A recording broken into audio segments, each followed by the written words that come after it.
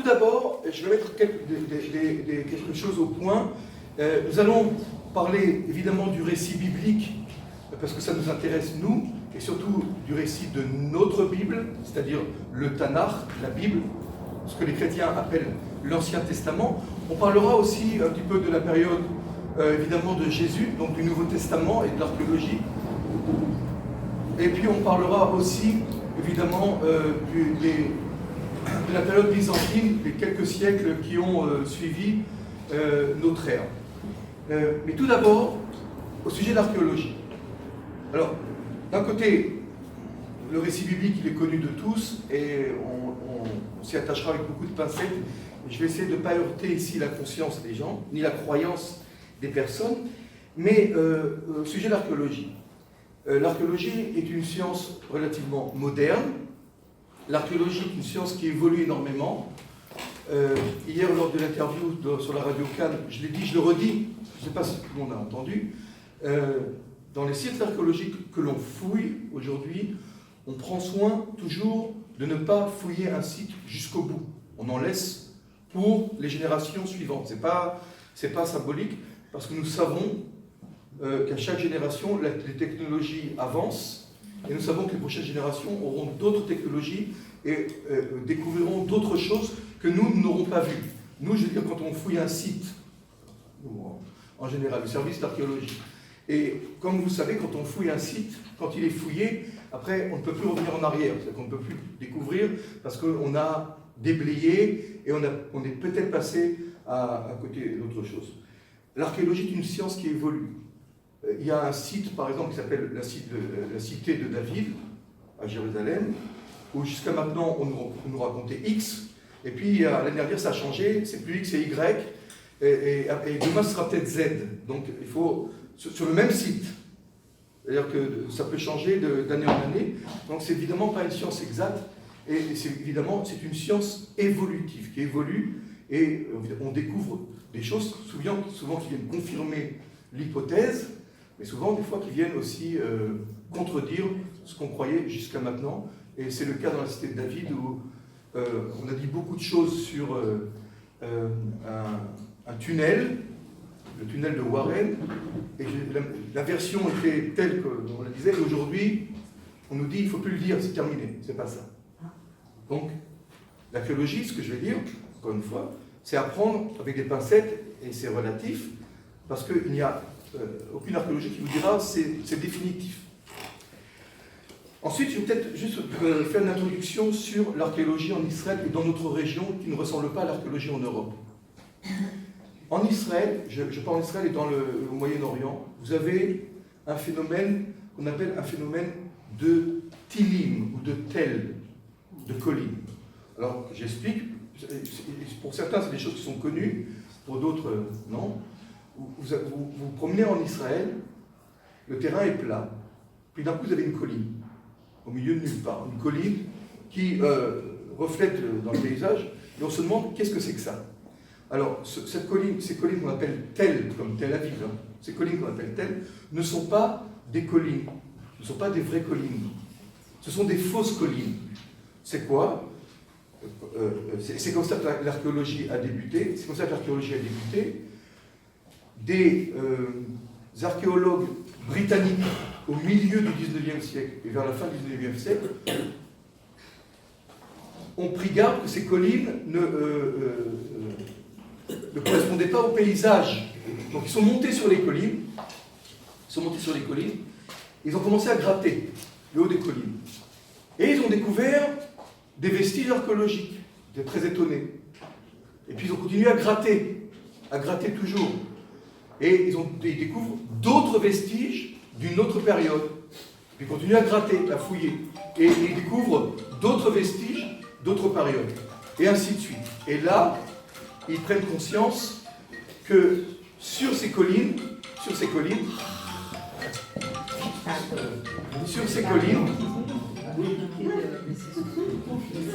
quand on fait partie du Mossad, on a le droit de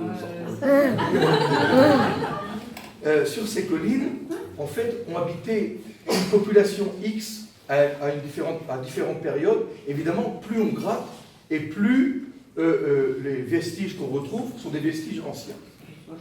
Et on se pose la question, mais qu'est-ce qui s'est passé? Alors ce qui s'est passé, c'est très simple.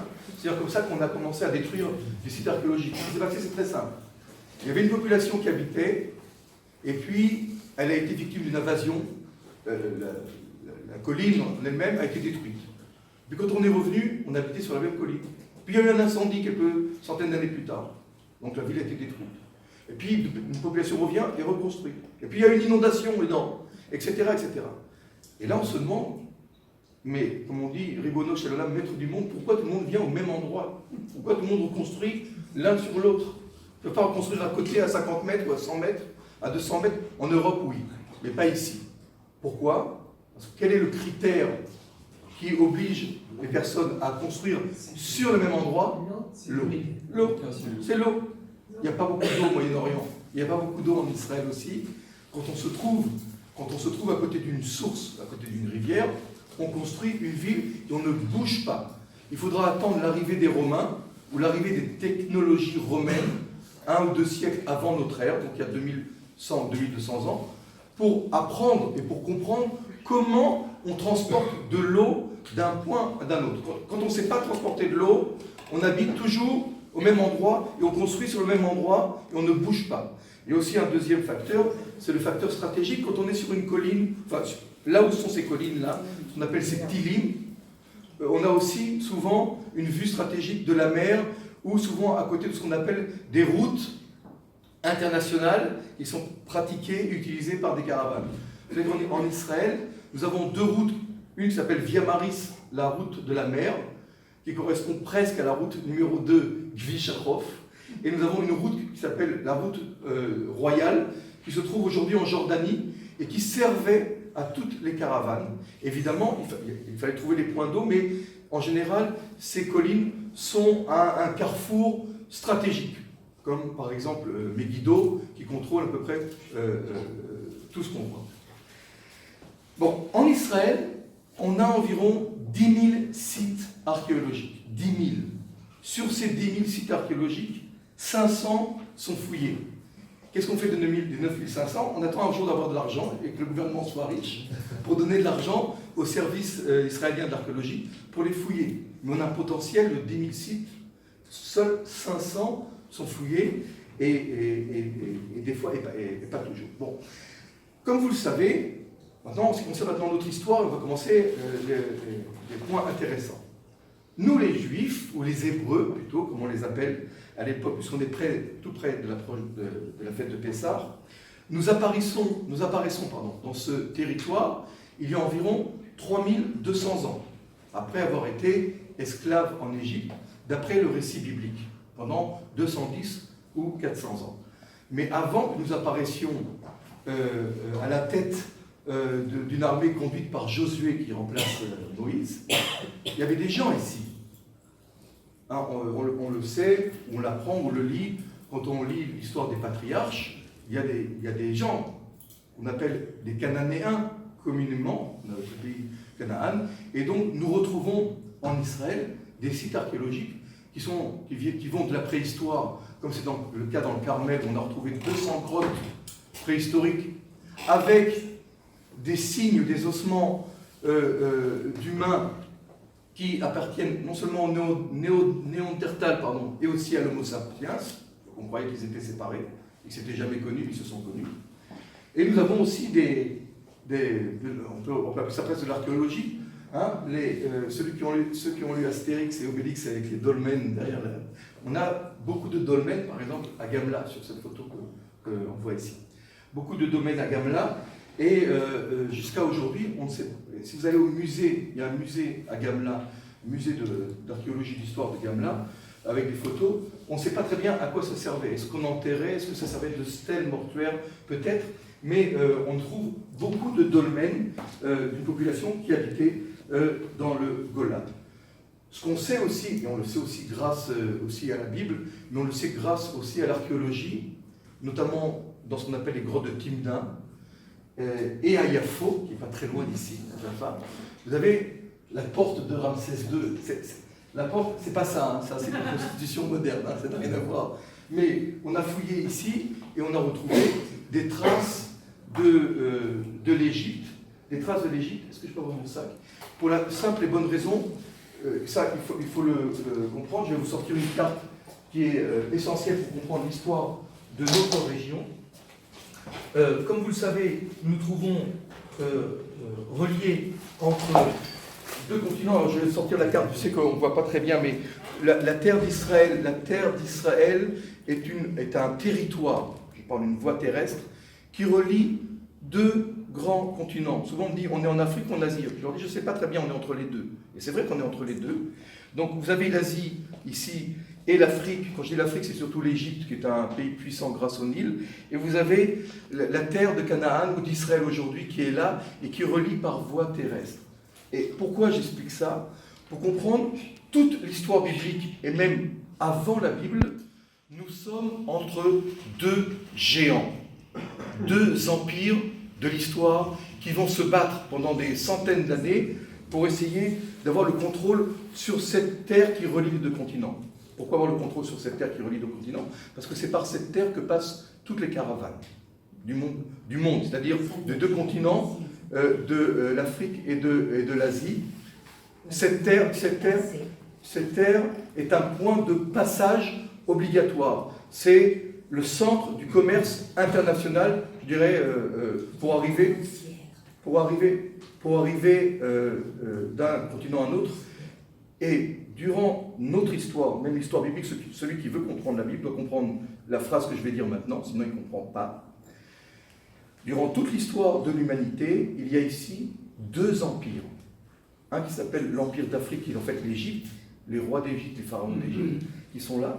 Et vous avez un autre empire qui s'appelle, qu'on pourrait appeler l'Empire d'Asie ou de Mésopotamie, qui s'appelle, selon les périodes historiques, la Syrie, la Babylonie ou l'Empire perse. Et ces deux empires se battent continuellement pour obtenir le contrôle de ce territoire qui est Israël, aujourd'hui Israël. Pourquoi? Parce que ce territoire contrôle tout le passage du commerce international. Et notre histoire, et vous verrez les rois d'Israël, les rois de Judée, notre histoire, c'est toujours un pari sur quel allié on va se rallier pour combattre l'un contre l'autre. Et quand on parie sur un mauvais, quand on parie avec l'Égypte, des fois ça se retourne contre nous, c'est là qu'on est détruit. Mais il y a deux géants. Et nous, on est au milieu. Nous, c'est le peuple juif, ou les Hébreux, qui sont un petit peuple par rapport à ces empires qui sont des empires puissants. Ok, je raconte ça parce que quand au XVIIe siècle avant notre ère, on trouve des signes égyptiens, ici par exemple la porte de Jaffa, la porte Ramsès II, on a découvert des vestiges égyptiens, c'est pas une surprise de trouver que les Égyptiens sont à Yafo. Parce qu'à cette période-là, 17 siècles, 18 siècles avant, vous savez qu'Abraham est obligé d'aller en Égypte à chaque fois et de cacher que sa femme est sa femme, mais parce que c'est les Égyptiens pendant des siècles qui règnent sur ce territoire. C'est l'Égypte, c'est l'Afrique. Mais ce ne sera pas toujours le cas. Des fois, ce sera l'Asie. Hein, quand on sera expulsé, on sera exilé pour la première fois en Babylonie, le premier exil de Babylone, c'est l'Asie. Quand les Perses vont régner ici pendant la période d'Esther, c'est l'Asie. Des fois c'est l'Afrique, l'Égypte, et des fois c'est l'Asie. C'est important de comprendre ça parce que nous serons toujours martelés, cisaillés entre deux empires, deux géants. Et donc on retrouve à Yafo, et pas seulement à Yafo, à Timna, on retrouve des vestiges égyptiens, et encore une fois, c'est loin d'être une surprise. Bon, maintenant, on va arriver à un point sensible. Je vous dis, attention, attachez vos ceintures, ça va faire mal. On va arriver maintenant à l'apparition des Hébreux sur cette terre. Tout le monde connaît le récit biblique, je ne vais pas le raconter, mais plus ou moins en 1200 ans avant notre ère, il y a 3200 ans, les Juifs quittent l'Égypte, vont errer 40 ans dans le désert, et au bout de 40 ans, sous la conduite de Josué, fils de Nun, ils vont conquérir par la guerre, on va voir le livre de Josué, ce territoire qui s'appelle la terre de Canaan, et comme ils sont 12 tribus, ils vont se partager ce territoire en 11 tribus. ne me dit pas 12, c'est en 11 tribus, sauf la tribu des Lévis, et va commencer une nouvelle ère qui s'appelle l'ère des juges. La période des juges qui va durer 200 ans. La période des juges, et ceux qui vont lire le livre des juges, ce n'est pas un livre historique, c'est un livre qui raconte plein d'histoires disséminées de chaque tribu, qui des fois n'ont pas de rapport entre elles, ou des fois se font la guerre ou se massacrent entre elles. Je parle des tribus d'Israël. Ces tribus se partagent le pays en 11 territoires, et chaque tribu vit en reclus de son côté, avec à sa tête non pas ce qu'on appelle un chef de tribu, mais un juge. Et c'est une période extrêmement troublée, parce qu'à chaque fois qu'il y a une histoire qui finit mal, il est écrit « En Melech Israël », il n'y a pas de roi. Comme si le livre des juges voulait nous annoncer que cette période est extrêmement troublée et qu'on attend qu'un roi fasse un peu de l'ordre dans cette région. La sortie d'Égypte. Chers amis, je sais que peut-être on va me contredire, mais nous n'avons pas de traces archéologiques à propos ni de présence d'Hébreux en Égypte comme esclaves, ni de la sortie d'Égypte. On n'a pas. Ça ne veut pas dire. Attends, je mets un point. Ça ne veut pas dire que ça n'existe. Attendez. Non, la mer Rouge, elle existe, c'est vrai. Mais le fait que l'archéologie n'ait rien trouvé ne veut pas dire que ça n'existe pas. Je vais être très clair là-dessus. Le fait que, archéologiquement, on n'ait pas encore trouvé de vestiges de cette période ne veut pas dire que les événements n'ont pas eu lieu. Ça ne veut rien dire, en fait. L'archéologie ne veut rien dire dans cette. Mais le fait est que nous n'avons pas de traces archéologiques, ou même de traces écrites, quand les Égyptiens racontent leur histoire. Et nous connaissons l'histoire des Égyptiens des siècles et des siècles avant la sortie d'Égypte, parce que les Égyptiens écrivaient, et nous avons toutes les dynasties des rois d'Égypte, et les renversements des dynasties, 1000 ans avant... nous avons 1000 ans avant que la sortie d'Égypte ait lieu. 1000 ans avant la sortie d'Égypte. Et dans l'histoire de l'Égypte, on n'a aucune trace.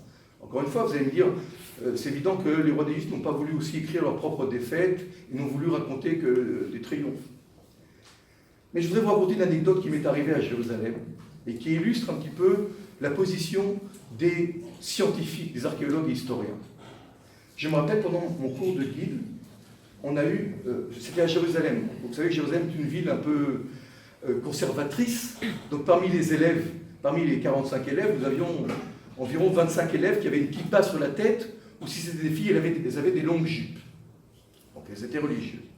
Et on nous annonce que un prof de Bible, un prof d'université de Bible, va venir s'entretenir avec nous sur la Bible, l'archéologie et les circuits touristiques. Et arrive un monsieur, un prof de Bar-Ilan.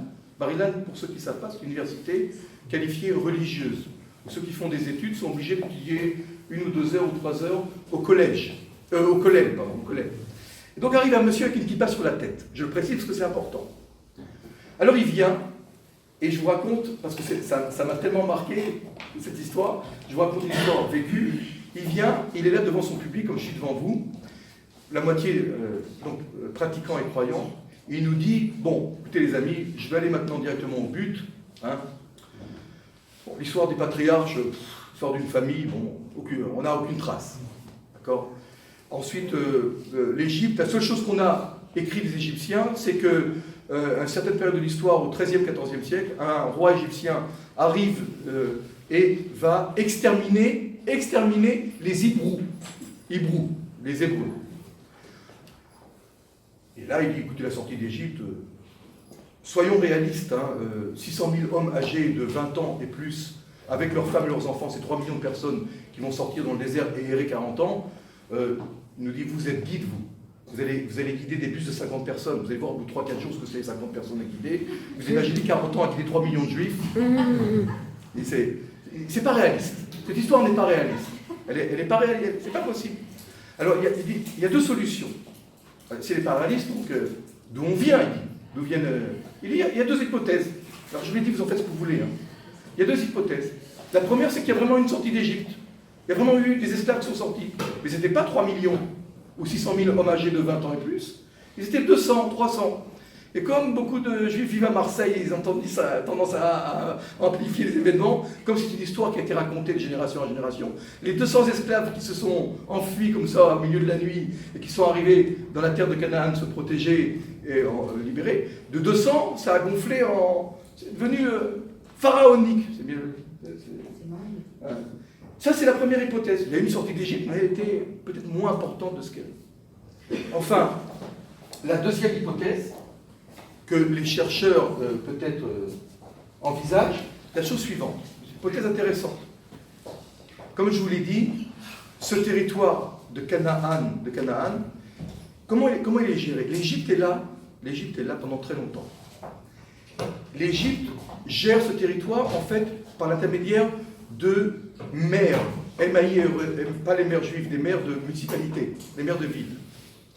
Dans chaque ville, on retrouve d'ailleurs dans les lettres qu'on appelle les lettres El Amarna. Les lettres d'El Amarna, ces archives qu'on a retrouvées à El Amarna, sont des lettres qui sont envoyées par les rois des villes. Je dis rois parce que c'est des petites royautés, Jérusalem, Shrem, Naplouse, Jéricho, tout ça c'est des villes qui existent et qui sont gérées par un maire, et qui en fait c'est un petit pays, c'est une petite principauté. Ces maires-là sont semi-indépendants, c'est eux qui font la loi dans leur ville, mais ils sont inféodés aux puissants, à l'Empire, c'est-à-dire l'Égypte. De quelle façon ils sont inféodés? Ils payent des taxes. Et on a retrouvé beaucoup de lettres des différents rois qui se plaignent de la conduite d'autres rois, ça bien avant que les Juifs n'apparaissent. Que ce soit clair, il y a ici plusieurs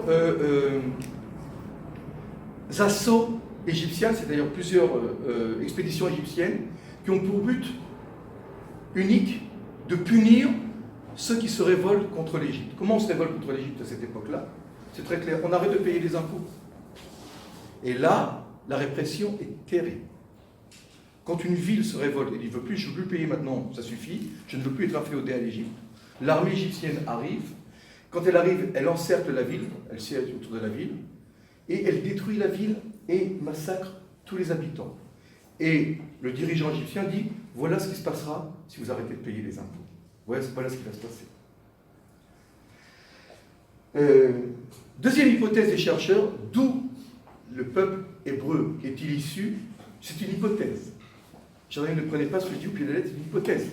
On n'en sait rien. Mais elle est bonne à entendre. Vous en faites après ce que vous voulez à la maison, quand vous préparez Pessah. L'hypothèse est qu'une ville ou un village de Canaan se serait révolté contre l'empire ou la puissance égyptienne. Aurait cessé de payer les impôts. Non, on sait exactement ce qui va se passer. Le scénario est connu d'avance. Les Égyptiens arrivent, ces villageois s'enfuient parce qu'ils savent qu'ils vont être écrasés. Ou ils s'enfuient dans les montagnes, dans ce qu'on appelle la plaine et les montagnes. Vous savez qu'Israël, géographiquement parlant, ici c'est la côte, ici c'est les collines, ici c'est les montagnes. Il y a une chaîne de montagnes des deux côtés de ce qu'on appelle la faille syro-africaine. Vous avez les montagnes de Judée, puis les montagnes de Samarie, puis les montagnes de Gil'ad, donc d'Afoula, etc., de la basse Galilée, puis le Golan, puis le Hermon. On a une chaîne de montagnes, à environ 70 km de la mer. Ce qui est très intéressant, c'est quand on lit le livre de Josué, qui se contredit d'ailleurs plusieurs fois lui-même sur les conquêtes, on constate exactement le contraire de ce qui se passe aujourd'hui entre nous et les Palestiniens, c'est marrant. On constate que les premiers Hébreux se trouvent plus sur la montagne, comme s'ils s'étaient enfuis, ou ils avaient dû fuir, ou devaient se protéger. Parce que quand on habite sur une montagne, c'est pour se protéger en haut d'une montagne, on a peur de la répression. Alors que ce qu'on appelle les Philistins, c'était un mot général pour dire les peuples étrangers. Ça peut être les Philistins, ça peut être des Phéniciens, Jézubéens, habitent la côte. Gaza, Ashkelon, Ashdod, Ekron, Gath, tout ça sont des villes qui sont près de la côte. Et quand on lit bien la Bible, les Juifs sont installés sur la montagne et les païens ou les tribus étrangères sont installés sur la côte. Or, toutes les guerres que nous allons avoir avec les Philistins, c'est pour tenter, c'est nous qui allons descendre de la montagne, petit à petit, à la période du roi David, et qui allons essayer de réduire leur territoire au strict minimum pour qu'ils arrêtent de nous attaquer.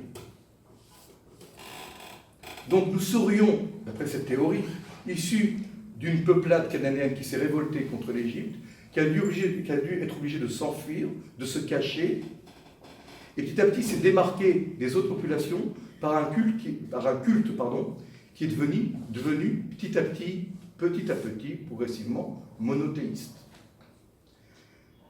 Pour les personnes qui sont ici, ceux qui croient qu'Abraham s'est réveillé le matin et a découvert que le Dieu était unique, il n'y a aucun problème. C'est écrit dans le Midrash. Le Midrash, c'est une littérature qui a été rédigée au 6e, 7e, 8e siècle de notre ère, et qui raconte une histoire d'Abraham, à qui on a dit quitte ta terre en moins 1948 ans avant notre ère. Donc ce qu'écrit le Midrash sur Abraham, c'est 2500 ans après les faits, seulement. Mais nous savons, et même d'un point de vue de l'archéologie, peut-être passer à autre chose, mais nous savons,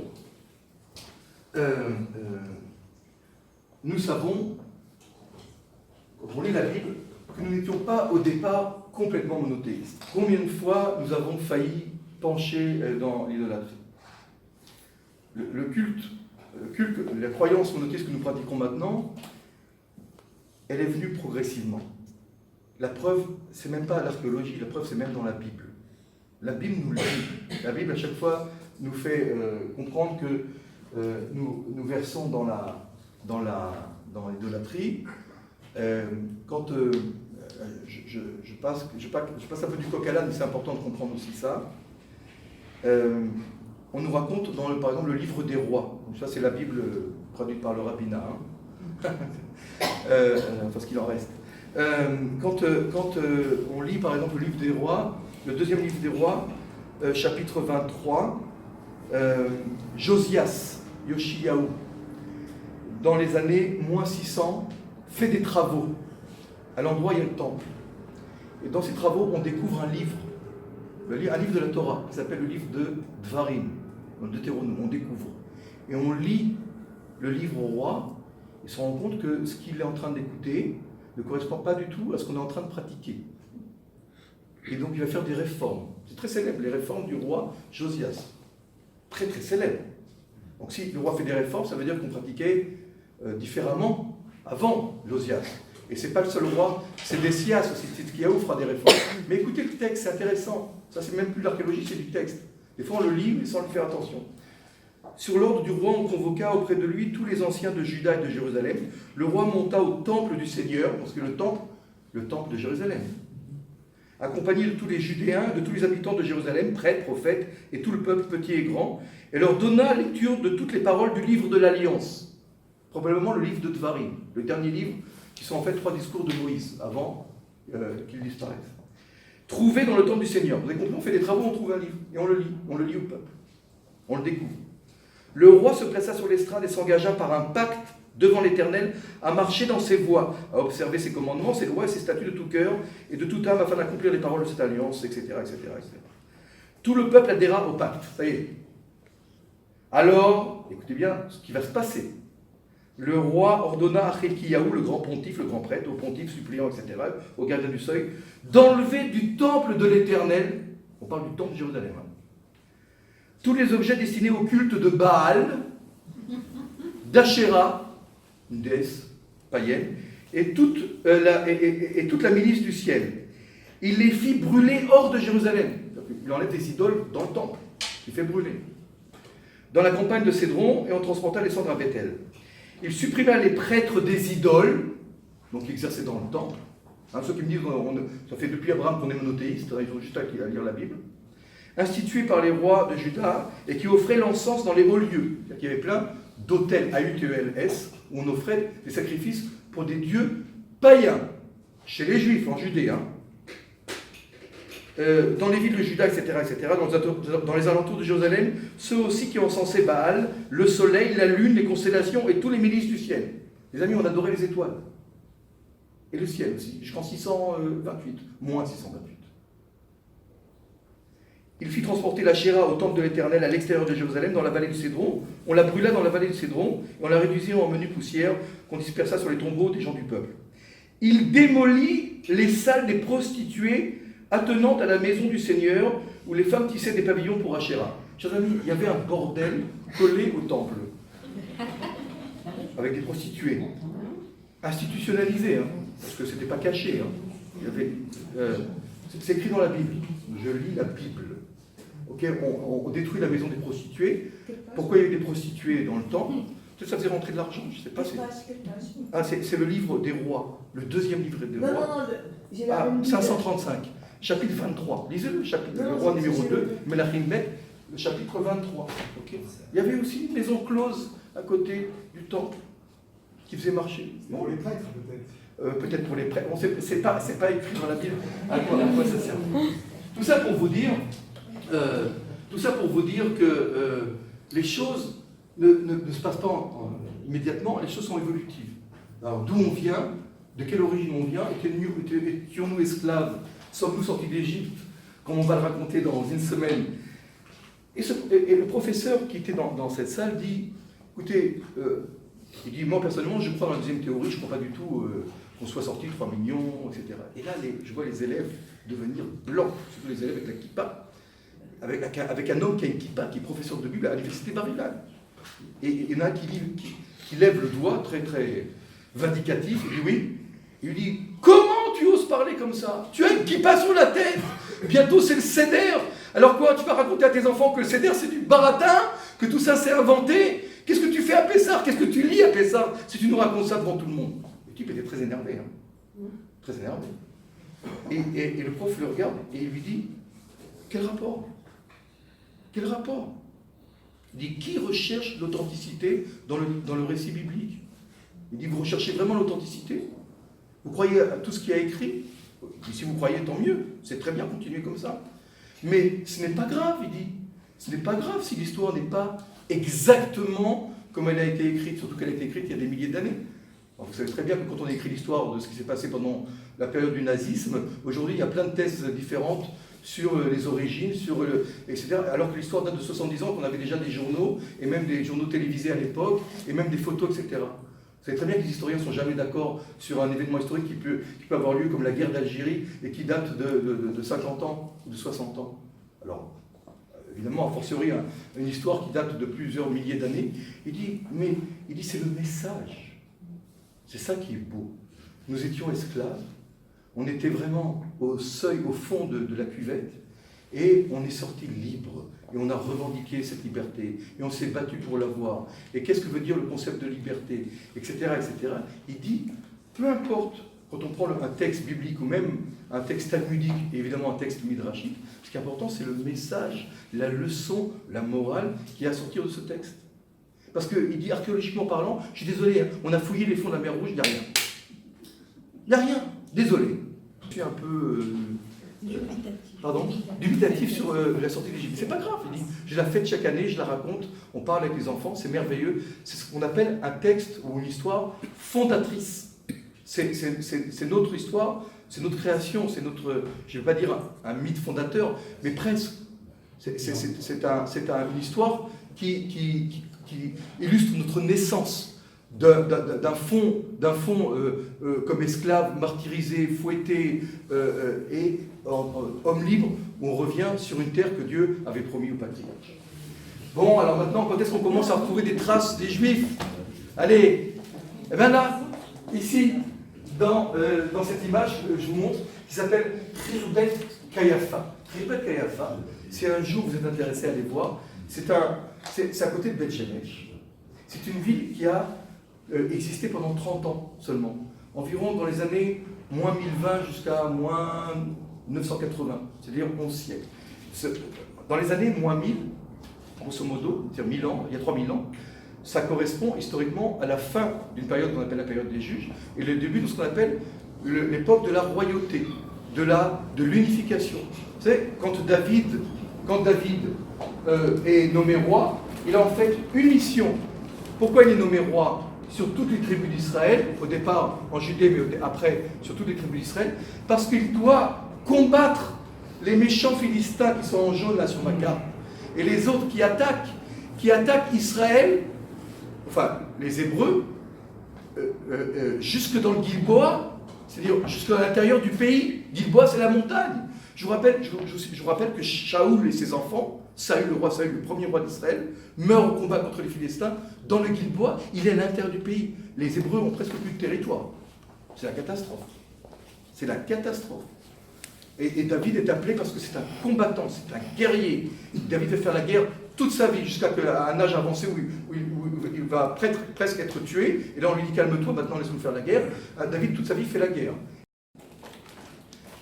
Alors, je ne vais pas rentrer dans la controverse, parce que ça ne m'intéresse pas beaucoup des archéologues, savoir est-ce que David était un cher bédouin qui avait son royaume à Jérusalem pratiquement uniquement ou beaucoup plus loin. Ce que je peux vous dire, c'est que, archéologiquement parlant, on a retrouvé une ville qui a duré 30-40 ans, qui était une ville frontière, ou à côté de Beth-Shemesh, Khirbet Kayafa. Et cette ville-là, qui a été détruite après par les Philistins, justement, une ville très intéressante, enfin une ville, un point archéologique intéressant qui se trouve en pleine nature, hein, il n'y a rien, il n'y a aucune. On a retrouvé ça. Entre autres, ça, c'est un tesson. Vous savez, quand on écrit des morceaux, c'est de l'hébreu. Hein, si vous pensez connaître l'hébreu, c'est ça l'hébreu. C'est ce qu'on appelle du proto-cananéen.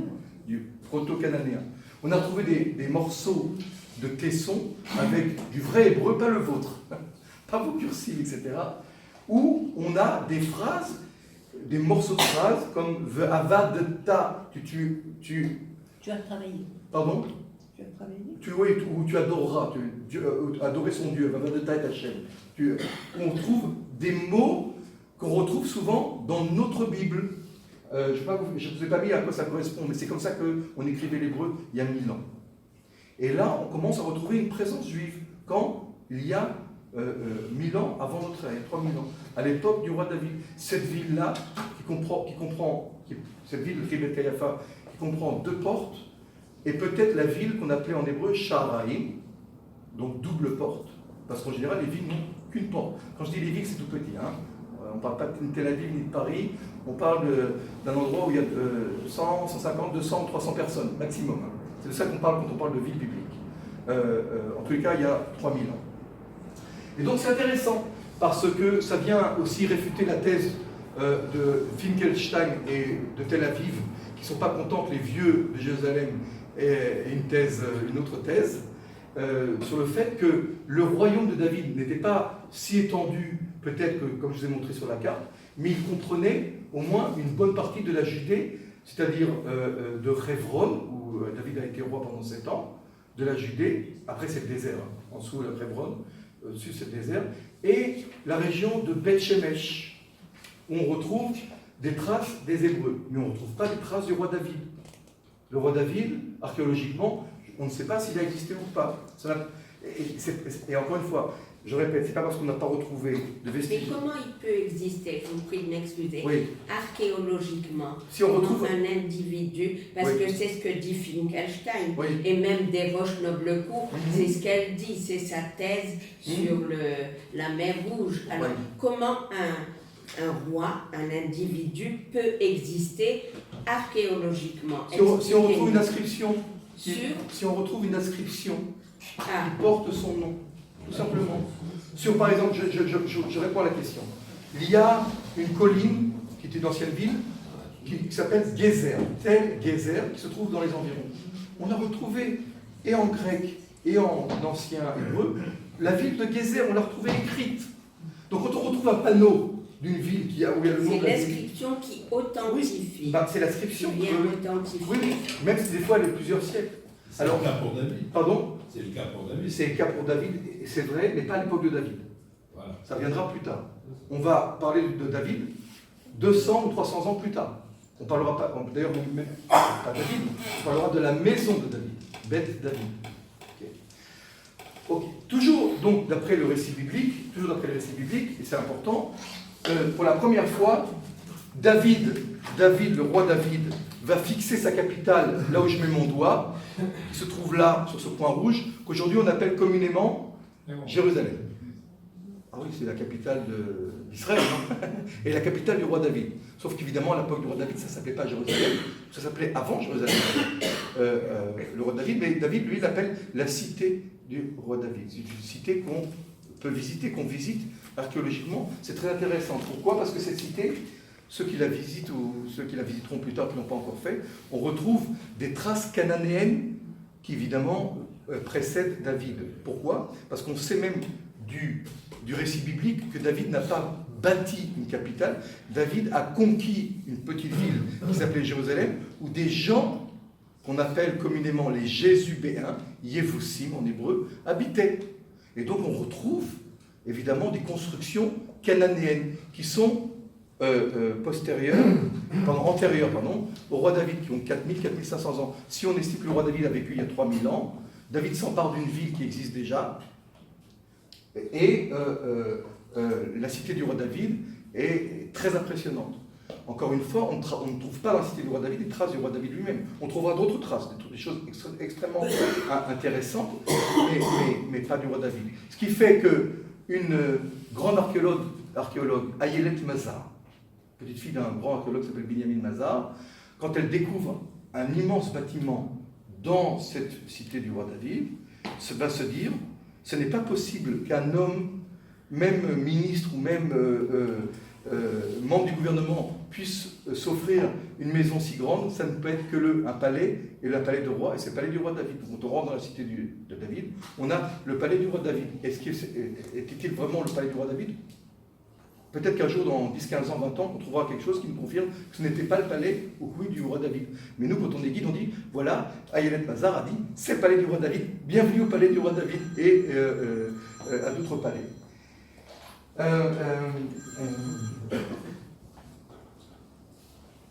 Je reviens maintenant à ce que tu disais, exactement.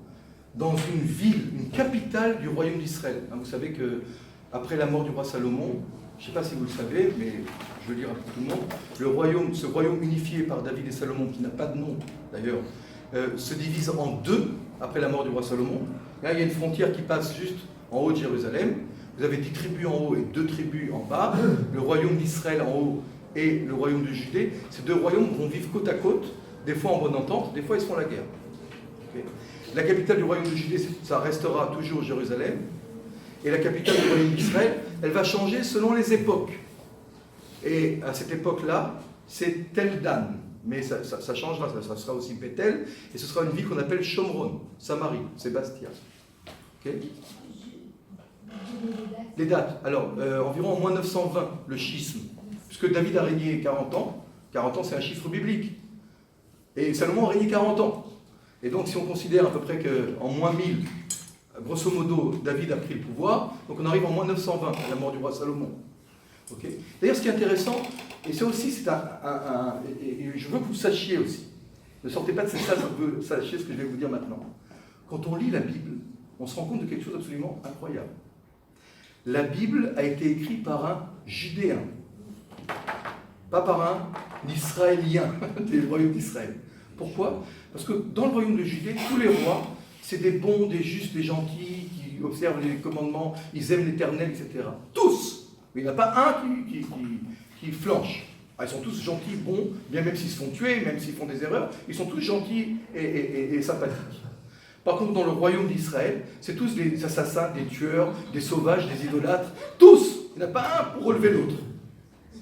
Là, ils sont tous là. Alors, quand on lit ce texte, quand on lit le texte de la Bible, on se dit, alors, il y a un parti pris là, il y a comme on dit, il y a une tendance, il y a une mégama. Oui, la Bible est écrite par un Judéen qui sciemment embellit toute l'histoire du royaume de Judée, jusqu'à qu'il se casse la figure quand même qu'il soit détruit, et noircit de façon affreuse le royaume d'Israël. Et c'est fait pour nous faire passer un message. Et à Tel Dan, vous avez peut-être visité ces pieds du Golan, peut-être Banias, Tel Dan, on retrouve une stèle, effectivement, où il y a pour la première fois, ça date environ du 8e siècle avant notre ère. Donc il y a 2800 ans, 2750, 2800 ans, une inscription d'un roi qui s'appelle le roi Aram, c'est-à-dire en Syrie, et qui dit la chose suivante: j'ai tué 2 rois, ce qui est faux historiquement d'ailleurs. J'ai tué le roi de Judée et le roi d'Israël, je les ai tous tués. Un, il s'appelle Achiziaou ben Yoram, c'est Judée, et l'autre s'appelle Yoram ben Achav. Et je les ai tués tous les deux. Or, dans le récit biblique, ça ne correspond pas au récit biblique. Et il dit, quand il parle de Achiziaou ben Yoram, il dit de la maison de David. Ah, pour la première fois, en archéologie, on retrouve la maison de David. Donc, encore une fois, David a-t-il existé? Point d'interrogation. Salomon, on ne sait pas. Mais au moins, la maison de David, la lignée du roi David, est rappelée 200 ans après le roi David. Qu'est-ce qu'on fait avec ça? Rien. Mais moi, je vous en parle. Au moins, vous le savez, qu'à telle date, on retrouve donc ces stèles qui parlent du roi David.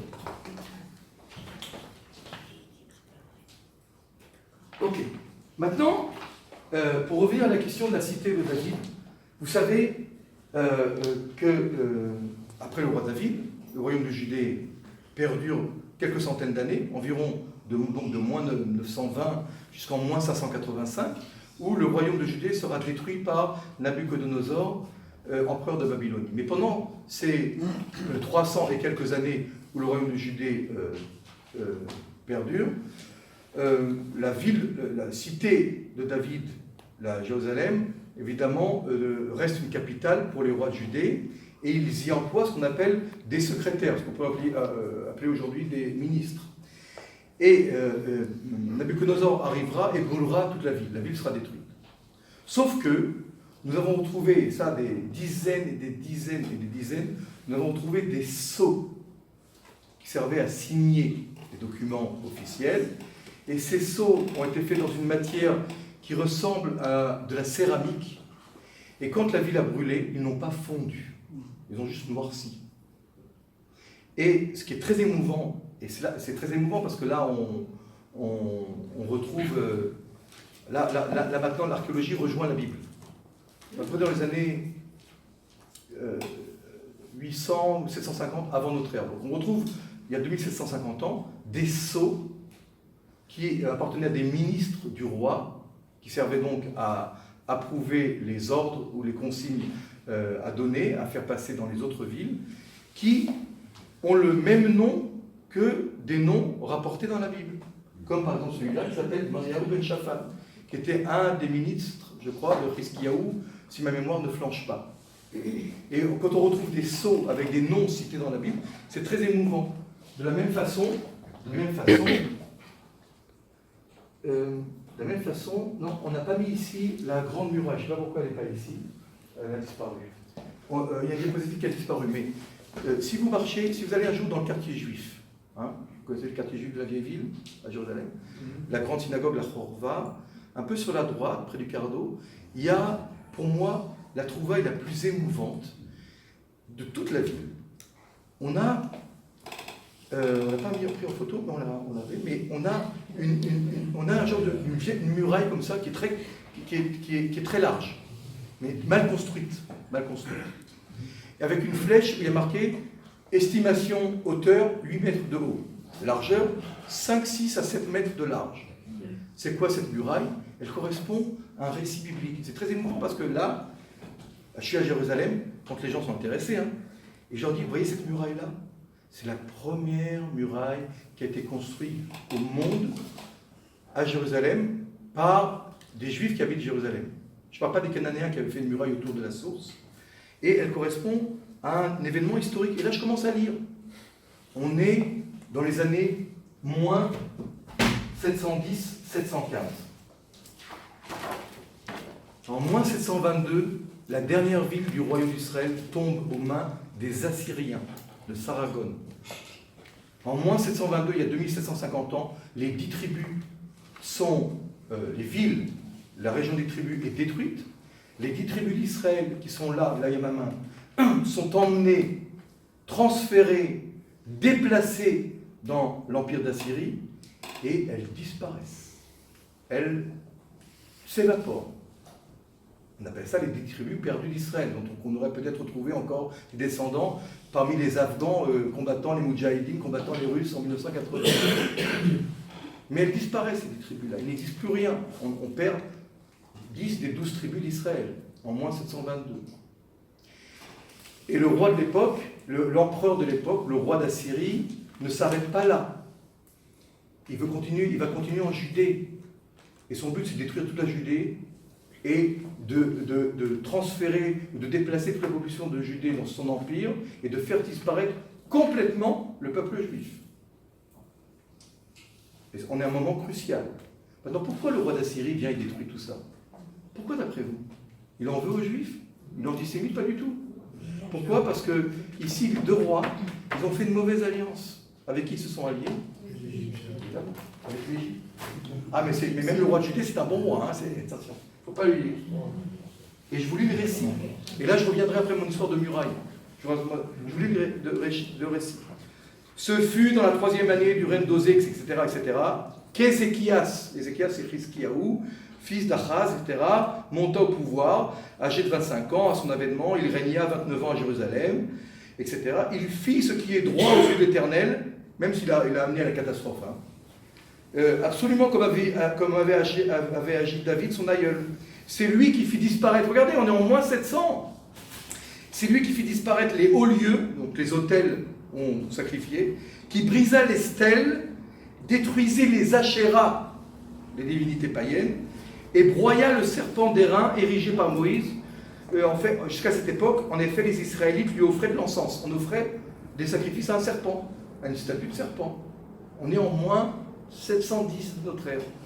Okay. Ce fut pendant la 4e année du règne d'Ézéchias, de Chizkiyahu, que Salmanassar en hébreu, empereur d'Assyrie, fit campagne contre Samarie, c'est la dernière ville capitale de ce royaume d'Israël, et l'assiégea. On s'en empara au bout de 3 ans, dans la 6e année, etc. Puis le roi d'Assyrie amena Israël en exil, un exil dont il ne reviendra jamais, dans le pays d'Assyrie. Il transporta à Chala, ou sur la Habor, etc., etc. Pourquoi on les transporte et pourquoi ils disparaissent? Parce qu'ils n'avaient pas obéi aux ordres de l'Éternel, leur Dieu, qu'ils avaient transgressé son alliance, tout ce qu'avait prescrit Moïse, serviteur de l'Éternel, ils n'en avaient rien écouté ni pratiqué. Donc eux, ils ont fauté, ils ont reçu la punition, hop, ils disparaissent. C'est normal. Mais le roi de Judée qui est bien, qui fait tout ce qu'il veut, vous allez voir la catastrophe.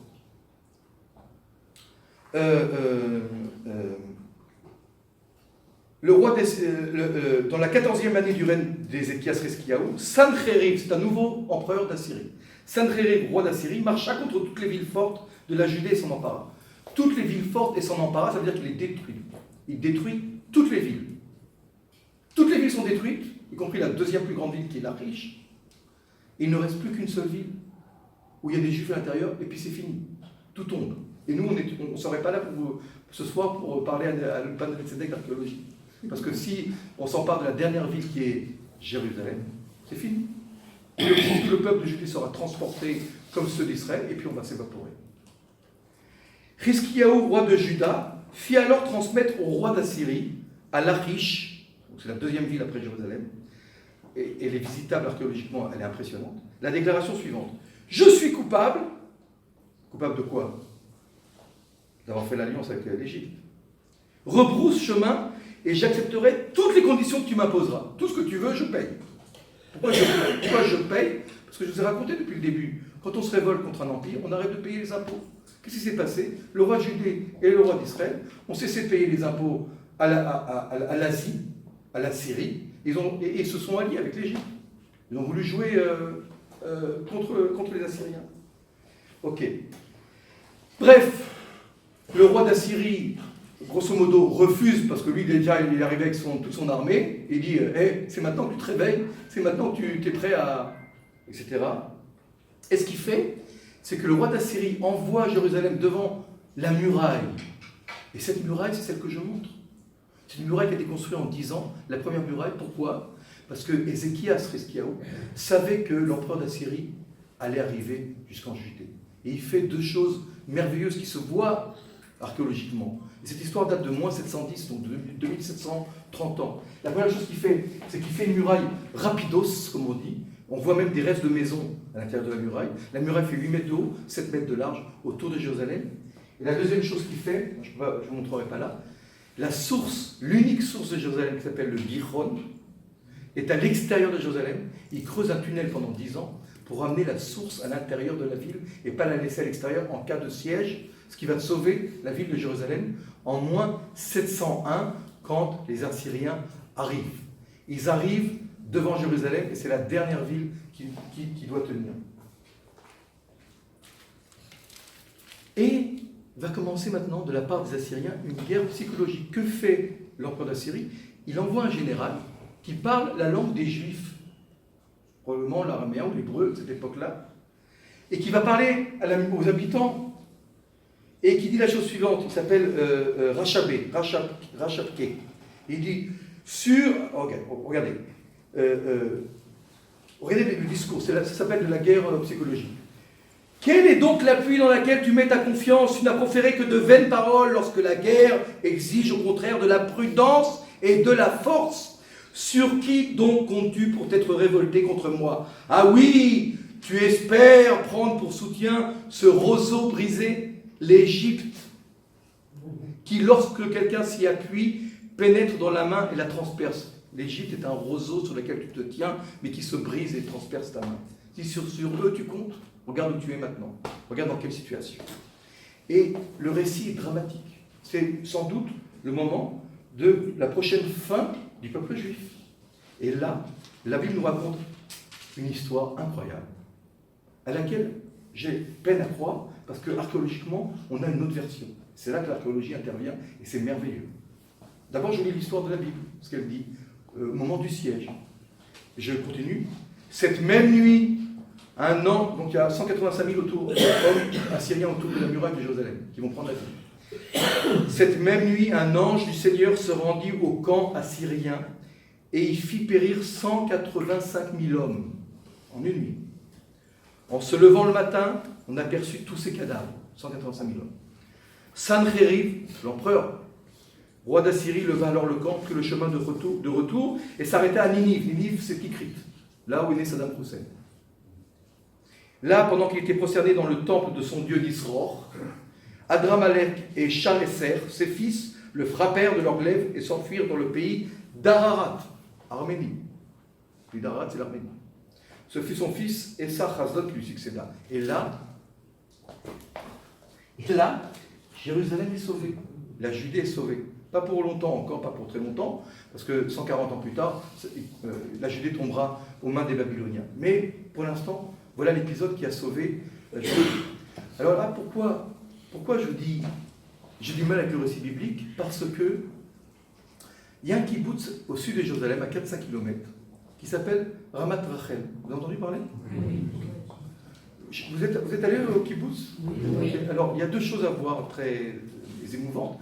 Premièrement, c'est des genres de bunkers qui, pendant la guerre de 48, les gens du kibbutz ont tenu tête à la légion jordanienne, et les Égyptiens qui sont arrivés jusqu'au kibbutz Ramat Rachel.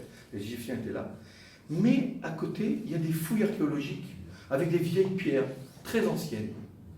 Et ces vieilles pierres très anciennes, on a découvert que c'était une toute petite ville, une genre de petite cité, qui date de 7 siècles avant notre ère, et qui date de la période assyrienne. Et on se dit, bon sang, bonsoir, mais que fout une ville assyrienne du 7e siècle avant notre ère à 4 km de la cité de David à Jérusalem? À quoi ça sert? Et pourquoi? Et là, on fait le rapport avec le récit. Peut-être qu'un ange n'a pas frappé tout à fait 185 000 hommes en une nuit, et peut-être que Ézéchias, qui a fait sa proposition de payer tout ce qu'il voudra, le principal, c'est qu'il s'en aille. C'est qu'il reparte avec son armée, parce que Jérusalem va tomber. On estime, on suppose, et encore une fois, c'est des suppositions archéologiques, que le roi d'Assyrie a accepté la proposition de Chizkiyahu d'Ézéchias de payer des impôts, mais pour être sûr que les impôts soient payés, il installe un genre de ville, ce qu'on appelle trésor public du royaume de Judée, qui se trouve à 3-4 km. Et ça explique la présence d'une ville assyrienne au moment où il y a le siège de Sanchériv. Parce que Sanchériv repart, un empereur ne peut pas toujours repartir, laisser son empire seul, et il installe un genre de garnison dont l'unique but est de récolter des impôts pour l'empire d'Assyrie. Et ça explique. Il me semble qu'il y a une stèle au British Museum où en fait c'est décrit les deux tribus. Qui décrit la conquête de l'Achish, oui, où on voit les soldats syriens Ça, et leurs puis armes. après le tribut qui a été payé par le roi. Il est décrit dans la stèle. Ouais. Donc, voilà une ville qu'on trouve au kibbutz Ramat Rachel vient aussi un peu changer le récit biblique, mais la grande muraille, ce qu'on appelle la première muraille, la Choma Arechava, la large muraille, vient aussi confirmer ce qui se passe dans le récit biblique. Et c'est émouvant, c'est très émouvant. Ainsi que ce qu'on appelle le tunnel d'Ézéchias, de Chizkiyahu, qui est un tunnel dans l'eau qu'on fait, dans le noir, jusqu'ici. Et c'est un tunnel qui a été creusé pour que la source soit amenée à l'intérieur, en vue du ciel, qui va se produire en moins 701 exactement. Donc il y a 2720 ans. J'avance un petit peu, parce que je veux maintenant arriver à une autre période de la Bible. La Bible s'arrête dans les moins 420 avant notre ère. Et puis après, nous n'avons plus de récit biblique, nous avons seulement le récit de Flavius Joseph, donc je vous raconterai l'histoire le 12 mai prochain. Mais ce qui est intéressant, c'est que quand on fouille, et depuis 1967-68, on a commencé à fouiller autour du mont du Temple, et quand on découvre... Vous avez déjà été dans les tunnels du Kotel ? Ok, vous avez déjà été. Ok, vous avez donc longé le mur ouest, puis à un moment on nous dit, là on quitte le mur ouest à la fin, et nous allons rentrer dans un décor de Petra d'Indiana Jones, dans un aqueduc, un canal d'eau, qui est de l'époque des Asmonéens, des Hashmonaïm ou des Maccabim. Ok, les Maccabim, juste pour vous citer, la révolte a lieu en moins 166 de notre ère. En moins 140, grosso modo, il y a un pays qu'on appelle maintenant le royaume des Maccabées, et ce royaume des Maccabées va perdurer de moins 140 à moins 63. Et dans cette période-là, on marche dans ce décor d'Indiana Jones, ici, dans ce tunnel-là. C'est un tunnel qui amène de l'eau. Pourquoi il amène de l'eau au temple? Parce qu'à cette période-là commence ce qu'on appelle les grandes migrations des fêtes de pèlerinage. À partir de l'époque des Asmonéens, des Hashmonaïm, des Maccabim, les Juifs se rendent de plus en plus nombreux à Jérusalem pendant les fêtes de pèlerinage, Pessah, Shavuot, Sukkot, et offrent des sacrifices. La ville prend une ampleur qu'elle n'avait pas avant. Et du fait, et se développe aussi une autre tendance, qui est la tendance à l'obsession de purification. C'est à cette période-là qu'on commence à voir apparaître des mikvaot, des bains rituels. À cette période-là, avant, non. Et quand on voit ce tunnel d'eau creusé à l'époque des Asmonéens, des Hashmonaïm, ce tunnel qui est très impressionnant parce que c'est une partie seulement, mais il commence au boucher de Sion, on se rend compte que les Hashmonaïm utilisent la technique romaine. Les Romains nous apprennent. Maintenant, ce qui est intéressant, c'est que dans le livre des Maccabées, plusieurs fois, on nous relate le fait que Yehuda Maccabi et Shimon Maccabi et Yochanan ben Hyrcanus et jusqu'à Yanaï, Jané, tous les rois ou les dirigeants des Maccabim, des Hashmonaïm, font une alliance avec Rome contre les Séleucides, les Salvakim, les Grecs qui viennent d'Asie et qu'on essaie de chasser tout le temps. Et on leur dit attention, hein, les Juifs leur disent aux Séleucides, attention, vous nous touchez, nous on a Rome derrière nous. À l'époque, on était copains avec les Romains. Ça va changer plus tard. On était copains. Et ce qui est incroyable, de constater que les Hashmonaïm apprennent et adoptent l'éthique romaine. C'est formidable. Déjà, bien avant que les Romains n'apparaissent dans le territoire. Ils vont apparaître seulement en moins 63. En moins 63. Mais 40, 50 ans, 60 ans avant, les Hashmonaïm alliés des Romains apprennent à transporter de l'eau. Et ça aussi, c'est assez émouvant. Voilà. Je parlais aussi d'archéologie politique. Autour du mont du Temple. Autour du mont du Temple. Voilà. Autour du mont du Temple, on retrouve une centaine de mikvaot. Une centaine. Et pas seulement autour du Temple. On en retrouve à Qumran, on en retrouve partout. Un mikvé, ça ressemble à ça. Okay, un mikvé, ça ressemble à ça. Pourquoi c'est impressionnant? Là, on comprend que Jérusalem devient une ville centrale de pèlerinage. Là où les Juifs se rendent en masse. Pourquoi il y a autant de mikvaot? Parce qu'il faut se purifier. Et on ne monte pas sur le mont du Temple sans s'être purifié. Mais là, on voit aussi une tendance, une nouvelle mode, c'est l'obsession de purification. Qu'on va retrouver après chez les Esséniens plus tard. Et on retrouve... Et si un jour vous faites en français la visite des tunnels du Kotel, la guide ou les guides francophones vous diront, vous voyez le mikvé qu'il y a là? Vous voyez le mikvé qu'il y a là? Et bien vous savez ce que ça veut dire? Alors vous allez dire, ça veut dire qu'il y a un mikvé et qu'on se trempe dedans. Non, pas du tout. Il n'y a que les juifs qui utilisent le mikvé, ni les chrétiens, ni les musulmans n'utilisent le bar rituel. Ça n'existe pas chez eux. Il n'y a que nous. Et bien ces mikvaot, ces bars rituels qui ont 2000 ans, ça prouve qu'on était là il y a 2000 ans. Et que l'UNESCO se trompe quand il dit qu'il n'y a pas de rapport historique entre les juifs et Jérusalem. C'est là où l'archéologie sert aussi de preuve, que si on a besoin de bars rituels pour prouver qu'on était là déjà depuis longtemps, mais voilà, on utilise les bars rituels pour prouver qu'on était bien là, il n'y a que nous qui utilisions ça, et donc si on en retrouve en masse, et c'est vrai qu'on en retrouve en masse, autour du mont du Temple, autour du temple qu'Hérode reconstruit, complètement, ça prouve qu'on était là, et que cette terre nous appartenait. Hein, c'est intéressant aussi comment l'archéologie peut servir aussi aux arguments. Là, vous avez une autre photo. Je ne sais pas si vous avez visité ce qu'on appelle le quartier hérodien. Ce qui est formidable, c'est de voir à quel point les prêtres étaient corrompus quand on visite le quartier hérodien.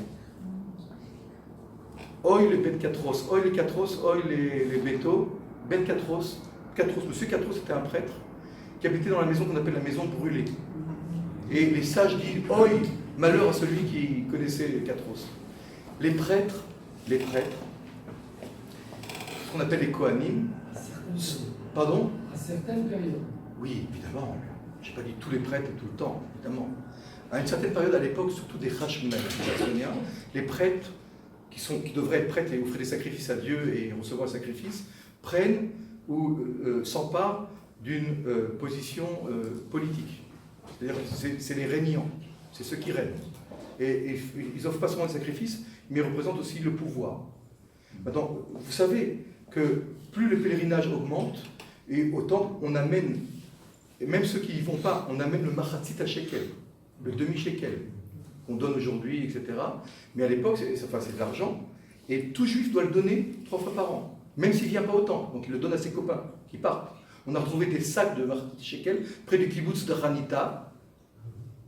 Pourquoi on a trouvé près du kibbutz de Hanita un sac de demi-shekel qui devait aller au temple? Parce que ce sac a été caché en 66 de notre ère, au moment où la grande révolte éclate. Celui qui apportait pour ses copains le machatzit shekel s'est dit, voilà, il y a du grabuge à Jérusalem, on va mettre ça sous terre, puis quand ça se calmera la situation, on l'amènera au temple. Le problème, c'est que 4 ans plus tard, le temple n'existe plus. On retrouve le sac. Donc, le temple est très riche. C'est la Banque de France, hein, c'est Fort Knox, c'est ça qu'on dit. Hein. Le temple est très riche. Les prêtres sont très très riches. Chazami, quand on visite le quartier hérodien, on voit que non seulement il y a des mosaïques qui coûtent une fortune, l'une sur l'autre quand elles sont usées, et les mosaïques, c'est des pierres qui sont importées de l'étranger. Vous savez ce que c'est? Il y a 2000 ans, on importait des pierres de couleur par centaines de milliers. L'artisan qui fait les mosaïques, ce n'est pas des juifs, ils ne savent pas faire des mosaïques, les juifs à cette époque-là. Aujourd'hui, oui, mais pas à l'époque. C'est des artisans qu'on amène de Grèce, etc., qui font les mosaïques. Vous savez que dans le quartier des prêtres hérodiens, là, il y a des baignoires. Je ne parle pas de mikvé, il y en a aussi dans les maisons, plusieurs. Je ne parle pas d'un rituel qui existe, je ne parle pas de citernes ou de citernes personnelles. Je ne parle pas de caves où on mettait la nourriture, des caves énormes sous terre pour qu'elle reste au frais. Je parle de baignoires où on prend son bain dans une ville où il n'y a pas beaucoup d'eau. Okay. Les prêtres sont riches.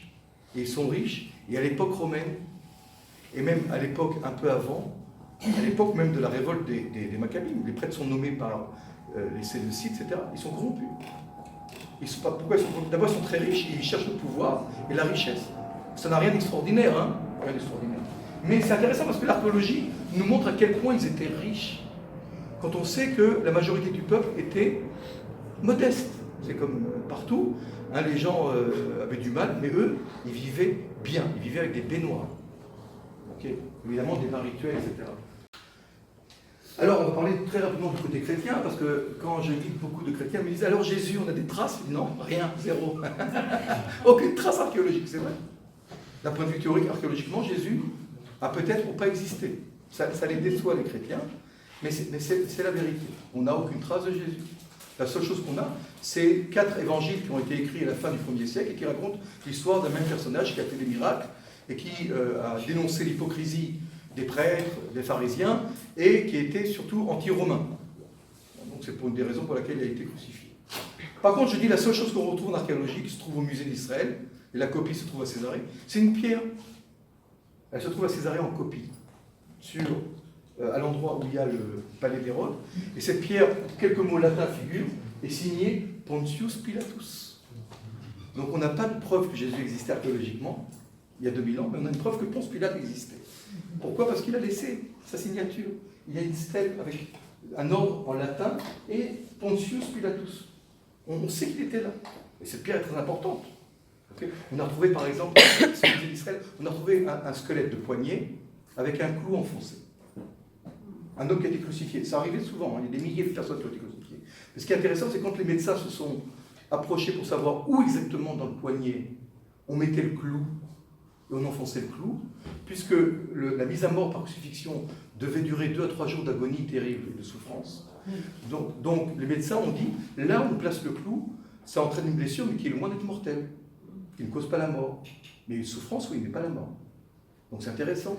Là, encore une fois, l'archéologie vient confirmer toute cette histoire-là. Pardon? La Joconde de Galilée. L'archéologie aussi vient. Vous savez, je dis souvent, il y a plusieurs Bibles. Alors, on a notre Bible à nous, qui commence à la création du monde, qui se finit dans les années moins 400. Puis il y a le Nouveau Testament qui raconte l'histoire de Jésus, et ce qui se passe même après Jésus, dans un livre qu'on appelle l'Acte des Apôtres. Très intéressant aussi, parce que c'est l'Acte des Apôtres raconte ces Juifs qui vont au temple, ou qui vont à la synagogue, et qui croient en Jésus. Ça existe encore jusqu'à aujourd'hui, des Juifs comme ça. Voilà. Et par contre, ce que j'appelle alors ça c'est le Nouveau Testament. Ce que j'appelle moi la troisième Bible, c'est la Bible, c'est les Écritures que nous a laissées Flavius Joseph, sans laquelle nous serions des ignares sur ce qui s'est passé pendant l'époque de Flavius Joseph et même avant l'époque des Maccabées. Mais on se rend dans une ville où on retrouve une 50aine de mosaïques qui s'appellent Sippori, et qu'on voit des mosaïques, et qu'on voit cette Joconde, et que Joseph, fils de Matityahu, alias Flavius Joseph, qui a essayé d'organiser la révolte dans le nord du pays, mais qui dit qu'à Sippori, il n'y arrive pas, parce que Sippori ne veut pas se battre contre les Romains. Les Romains vont récompenser la ville de Sippori non seulement en ne l'attaquant pas, mais en plus en la développant, et qu'on retrouve une 50aine de mosaïques formidables dans la ville de Sippori. Ça vient aussi correspondre à ce qu'on apprend dans le récit de Flavius Joseph. Chers amis, quand on fouille ce qui est aujourd'hui la rue qui mène, quand on fouille la rue, il y a aujourd'hui, quand on fait la cité David, il y a une rue qui monte d'en bas de la piscine de Shiloah, et qui monte jusqu'au temple. C'est cette rue que les pèlerins empruntaient pour entrer dans la partie sud, le mur du sud. Quand les archéologues ont commencé à déblayer la rue, et les égouts en dessous, parce qu'il y avait des égouts pour les eaux usées, il y a beaucoup d'eau, hein, beaucoup de pèlerins. On estime à 200 000, 250 000 le nombre de pèlerins qui se rendaient à Jérusalem, au moins à Pessah et à Sukkot. Pas à Shavuot, mais Pessah et Sukkot. Donc c'était le grabuge dans la ville. On retrouve des ossements dans les égouts avec des casseroles.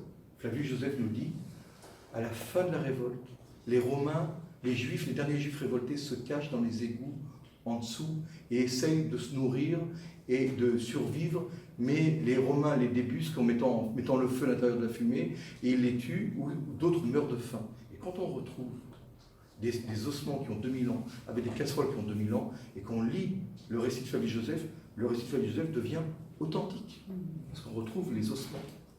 Et c'est formidable, c'est très émouvant de voir cette histoire racontée et retrouvée avec les ossements et les casseroles qu'on retrouve. Encore autre chose qui est intéressant dans l'archéologie, c'est qu'il y a une période où l'idolâtrie disparaît. L'Empire devient plus romain, mais il s'appelle l'Empire byzantin. Il devient monothéiste, bien que ce n'est pas très clair cette histoire de Trinité, mais il devient monothéiste. La tentation d'idolâtrie n'existe plus. Et les Juifs, au 4e, 5e, 6e siècle, vont construire des synagogues et vont orner les synagogues de figures artistiques, notamment le dieu du soleil, Hélios, avec les signes du... Je dis ça parce qu'aujourd'hui on ne le ferait pas. Hein. Si vous mettez le dieu du soleil dans une synagogue, c'est l'apoplexie. Le rabbin, il tombe raide. Le dieu du soleil avec les signes du zodiaque et des figurations de femmes aussi, des fois même un peu dénudées, un peu monotonie, ça s'appelle comme ça. Dénudées dans la synagogue. Bien sûr, c'était une synagogue. Certains. Tu sais pourquoi? Enfin, vous savez pourquoi? Parce qu'à côté de ça, d'abord c'est écrit en hébreu, mais à côté de ça, il y a la menorah, les portes du temple, la pelle où on prenait l'encens pour le temple, les pains où on mettait le. À côté de ça, évidemment, il y a des figures. À côté, sur la même mosaïque, je ne l'ai pas montré, parce que ça, c'est une évidence de mettre une menorah dans une synagogue. On en met encore jusqu'à aujourd'hui. Mais ça, c'est nouveau. Alors, je n'ai pas pris la mosaïque entière, mais si un jour vous allez visiter seul ou avec moi des synagogues, ou à Ramat Tibériade, ou à Beth Alpha, ou à En-Gedi, ou donc, encore une quatrième qui existe, vous allez voir le roi du soleil, les signes du zodiaque avec la menorah, la table de la loi, le chauffard, le loulav, tout représenté. Mais vous savez quoi? Ça ne choque pas.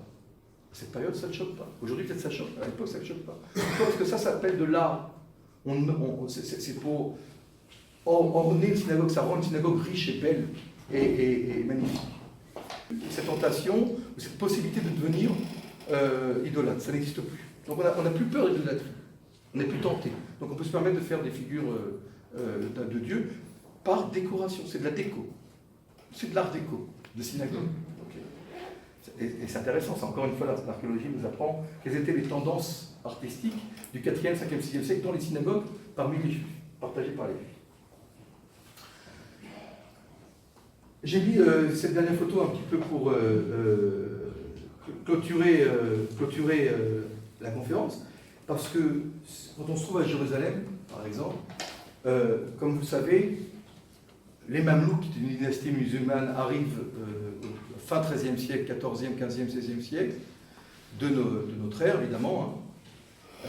Les Mamelouks sont une dynastie qui ont des problèmes de succession très, très, très graves, qui sont basés en Égypte.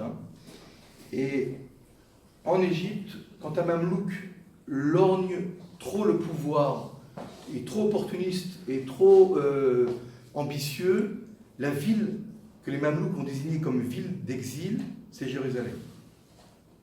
C'est là où on exile les gens qui regardent trop le pouvoir. Et tous les exilés arrivent avec leur fortune, leur argent, donc c'est des Mamelouks riches, à Jérusalem. Et à cause de cela, à cause de la désignation de Jérusalem comme ville d'exil, Jérusalem va se transformer complètement, grâce aux Mamelouks. Pourquoi? Parce que ces gens qui arrivent avec beaucoup d'argent n'ont pas la possibilité, selon le droit islamique, on ne va pas rentrer dans les droits de succession maintenant de l'islam, n'ont pas la possibilité de transmettre leur fortune directement à leurs enfants. Ils sont obligés de construire des institutions, de bâtir des institutions, et ils peuvent nommer leurs enfants à la tête d'une mosquée, à la tête d'une école coranique, à la tête d'une école tout court, mais l'argent ne peut pas être directement donné aux enfants. Et donc, avec leur argent, et en exil à Jérusalem, ils vont être obligés de construire. Et ils vont construire un quartier sur la base d'arches vides, en dessous, on va appeler les arches mameloukéennes, et ce quartier qui va être surélevé par rapport aux murs qui entourent l'esplanade du temple, les murs de soutien, va s'appeler le quartier des Mamelouks, aujourd'hui s'appelle le quartier musulman. Quand on marche au quartier musulman, on marche du vide en dessous. Du vide qu'on peut voir d'ailleurs. Et évidemment, ils vont instituer un nouvel art, l'art mameloukéen, et ils vont transformer complètement la ville, ils vont la surélever. Voilà, l'archéologie, c'est des événements, des fois qui n'ont pas de rapport direct, mais qui transforment complètement la ville, comme c'est le cas aussi pendant la période hérodienne. Alors voilà, ce que j'ai fait, grosso modo, c'est que je vous ai fait un tour d'horizon de l'archéologie des dolmens de Gamla jusqu'au Mamelouk du 14-15e siècle, pour vous donner envie d'aller voir les lieux. Là, pour l'instant, on n'a vu que du positif. Quand on les voit, quand on en voit plusieurs, c'est très impressionnant. Alors rappelez-vous la route des vins, 29, 30, 31 mai, on verra quelques lieux archéologiques. Et puis surtout, promenez-vous en Israël, parce qu'Israël, ce n'est pas seulement que Tel Aviv.